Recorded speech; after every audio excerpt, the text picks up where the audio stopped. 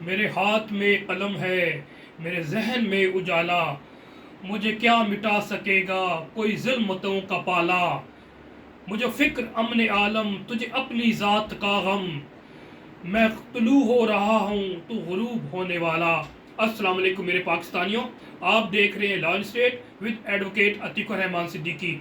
آج میں کل کی 2 پروسیڈنگز کے حوالے سے یہ ویلاگ کرنے جا رہا ہوں جو اسلام آباد میں ہوئی۔ نمبر 1 جو صنم جاوید کے حوالے سے جو ایف آئی اے نے گجرانوالے سے لے کر آئے اور پھر ان کو جوڈیشل میجسٹریٹ ملک محمد عمران کی کورٹ میں پیش کیا،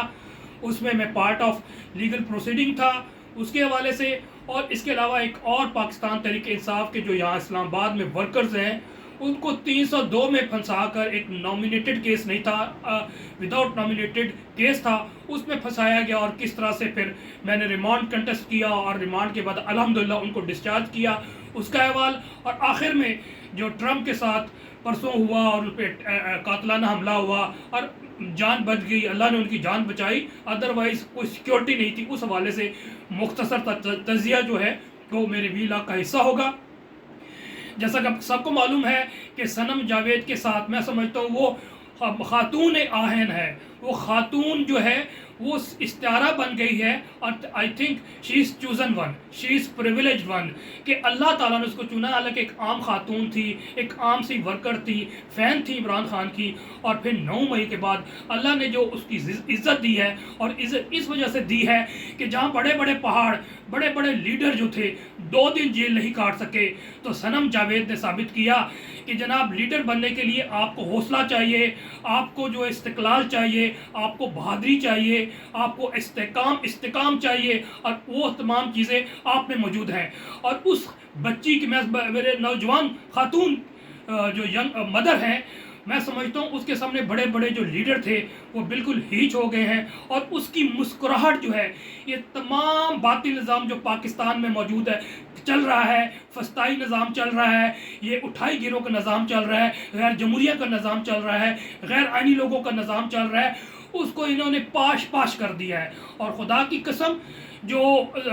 صنم جاوید کا حوصلہ ہے اور اس کی مسکراہٹ سے صرف چند لوگ نہیں، لاکھوں کروڑوں لوگوں کا یہ حوصلہ بن گئی ہے، اور وہ ورکر جو تھوڑے بہت مایوس نظر آتے تھے ان میں بھی ولولہ ہے کہ جناب ذرا نم ہو تو یہ مٹی بڑی زرخیز ہے ساقی، تو اس سے جذبہ اور ولولہ جو ہے پیدا کی ہے، یہ استعارہ ہے، میں سمجھتا ہوں جمہوریت کی، یہ استعارہ ہے ریزیلینس کی، یہ استعارہ ہے جد و جہد کی، یہ استعارہ ہے مضبوطی کی، بہادری کی، دلیری کی۔ اچھا، میں پروسیڈنگ پہ آ جاتا ہوں۔ پروسیڈنگ کے حوالے سے جیسا کہ آپ کو معلوم ہے کہ پنجاب حکومت نے کیا کیا، اس میں deputy commissioner, I G police, 1 case, 2 case, 3 case, 4 case,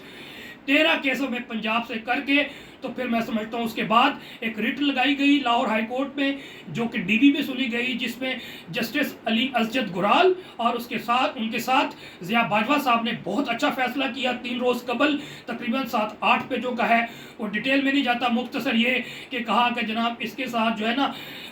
کیا جا رہا ہے میلیشیس پرسیکیوشن، مطلب ان کے ساتھ زیادتی کی جا رہی ہے، ان کے ساتھ ہراس کیا جا رہا ہے، یہ کیس بنتا ہی نہیں، اور پھر ڈائریکشن دی آئی جی کو بھی پنجاب کو اور پھر تمام ڈپٹی کمشنر اور کمشنر کو کہ پنجاب میں کوئی بھی کسی کیس میں ایم پی او یا کسی کیس میں اور مزید گرفتار نہیں کیا جائے گا۔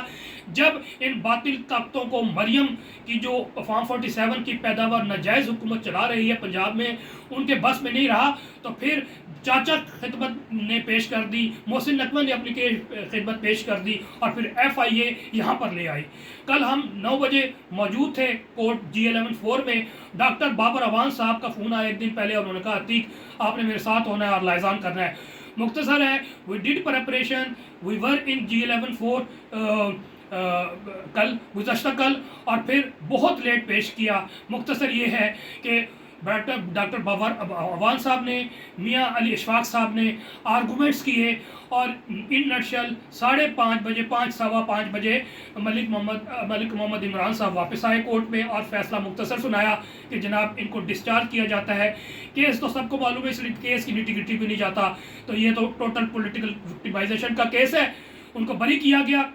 मेरी राय थी वहाँ पर अली इशफाक साहब को भी कहा कि इनको पंजाब की हदूद में एज सुन एज पॉसिबल ले जाए, बट क्योंकि he was the leading council और वो लाहौर से आए थे, और वो फिर पहले वहाँ पर प्रेस कॉन्फ्रेंस भी की और फिर वो अपने ऑफिस में ले गए और फिर उनको अरेस्ट कर लिया गया। और थाना रमला के जो SHO हैं वो टीपू साहब थे, और एक खातून जो सुबह से 9 बजे वहाँ पर मौजूद थी, सब इंस्पेक्टर नाम नहीं मालूम, वो वाज़े तौर पे वीडियो में मौजूद है कि ले गए हैं। अब मेरी इतला के मुताबिक कि सनम जावेद जो है किसी थाने में मौजूद नहीं है, और कुछ लोग वुमेन स्टेशन भी गए हैं।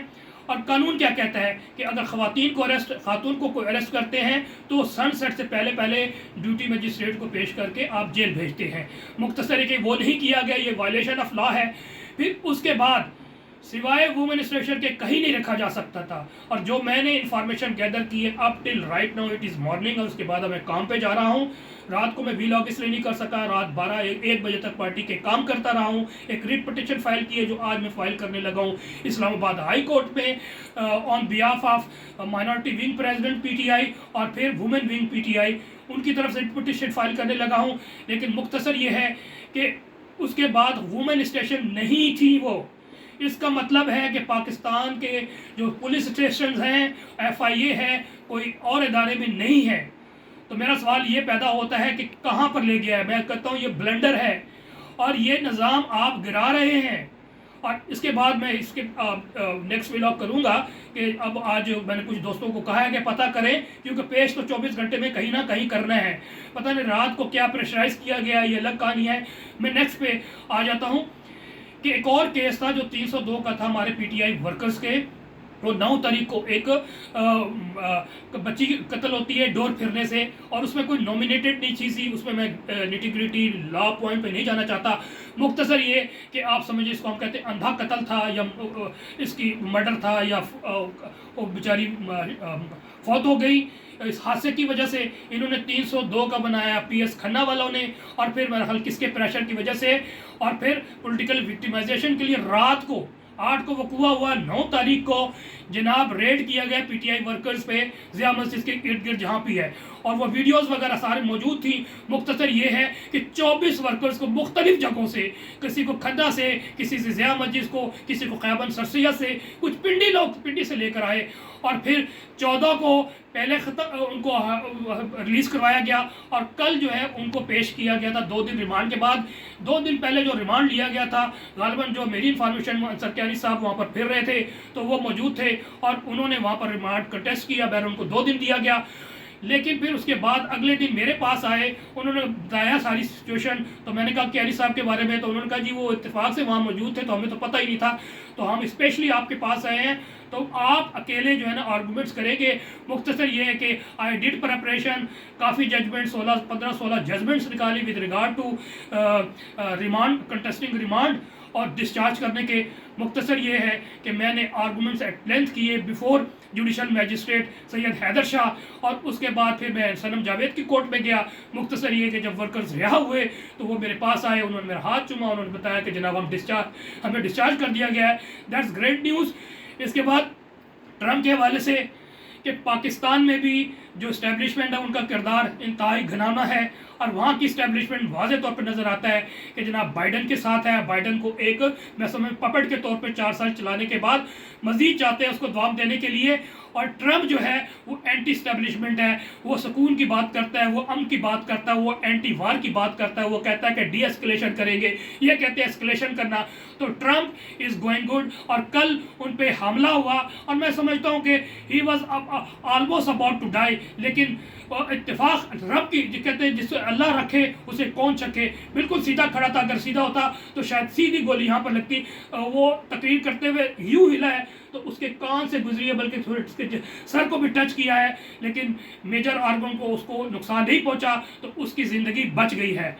और जितनी भी इसके पोल्स आ रहे हैं तो पहले ही बाइडन शिकस्त खा रहा था और ट्रम्प वाज ऑन टॉप। और कल की रिपोर्ट के बाद सारी चीज़ क्लियर हो गई कि जगह या जगह सिर्फ पाकिस्तान में नहीं है, जगह